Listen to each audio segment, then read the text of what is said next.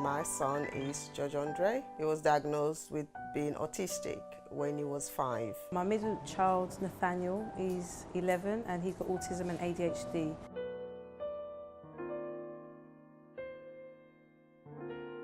And autism is called autistic spectrum disorder because at one end of the spectrum there are people who are highly functioning, and not only highly functioning, they might have amazing abilities.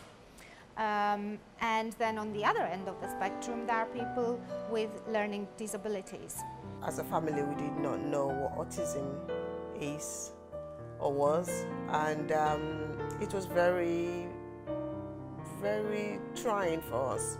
The problems that I have at home is my brother sometimes punches me, but I know he doesn't mean it and I still love him.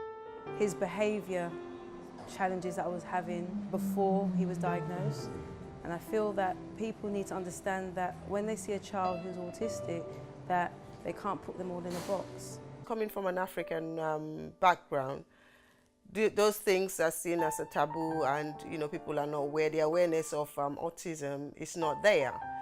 Obviously there is strong genetic component, but whilst in other conditions, one gene is responsible, one gene mutation, in autism there are something like 1,000, and scientists have no clue how.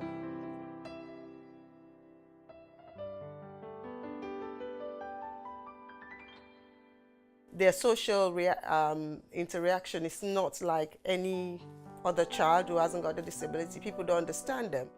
He was very disruptive, he wouldn't listen, there was no eye contact. He just seemed to be like, when you open the cage, he was just out, he was just everywhere. Speech wasn't there. He started off with having speech, and then before he was one, nothing. And his whole behavior was different from what other children his age were. So for us, it was really hard. And just before he was ready for primary school, he was enrolled in a mainstream school. And then I told the health visitor, he said, no, I don't think so, because he hasn't got speech. So we need to fast track and send him for speech therapy. From that, it was through me ignoring what people were telling me and decided that he needs to be assessed. I didn't know what I was getting him assessed for, but what I was told was that he needs to go see a speech and language therapist.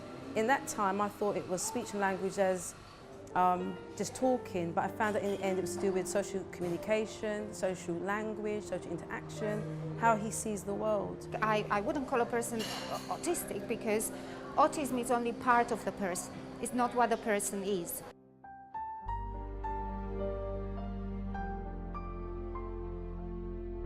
Russet House is a special school that caters just for children with autism.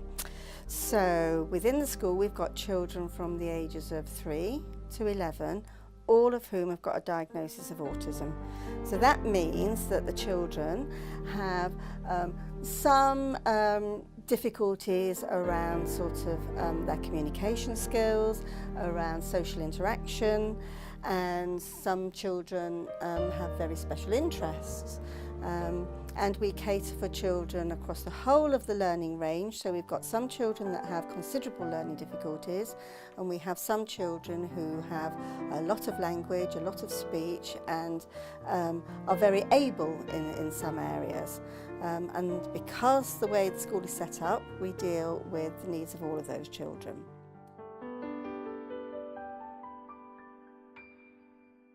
It was hard, but thank God, before he left secondary school, he had his speech. He communicated very well, compared to what we were told that it would never happen. And he's doing well at college now and continue to do so. And we're hoping that he would go to university and surpass every negativity that was said to him, that he would never become a normal person per se. For us, we know he's a normal child, he's a successful child, and his disability is a blessing.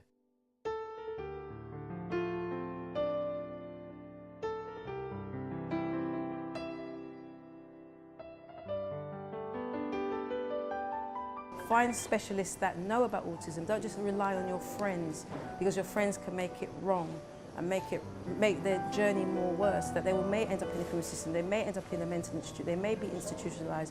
So those who may be misdiagnosed, undiagnosed, or have missed the diagnosis is due to people's own ignorance, due to lack of information in the right places. So I would say thank you for giving me a chance to speak, and all I can say is that don't give up, keep up the fight, and just connect and make sure there's more awareness wherever it is, school, colleges, London Transport, hospitals, GP, just anywhere in general. Thank you.